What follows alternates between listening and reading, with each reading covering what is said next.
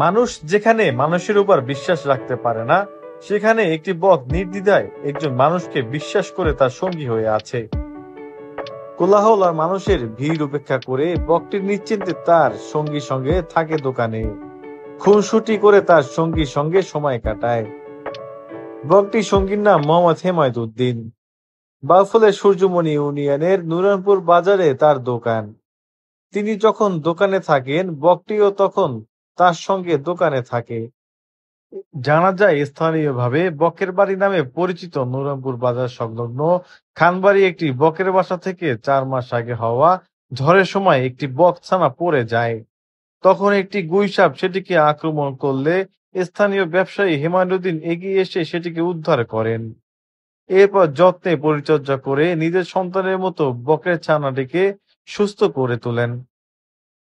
সরজমিনে দেখা যায় বকটি কখনো দোকানের সামনে দাঁড়িয়ে থাকে, কখনো দোকানের ছাউনিতে গিয়ে বসে, কিছুক্ষণ পর আবার হেমায়েতুদ্দিনের চেয়ারে হাতলে এসে বসে পড়ে। মানুষের উপস্থিতিতে কোনো ভীতি নেই তার, দোকানে কোনো কিছুই নষ্ট করে না, যে নিয়ম শৃঙ্খলা জানা এক পরিবারের সদস্য।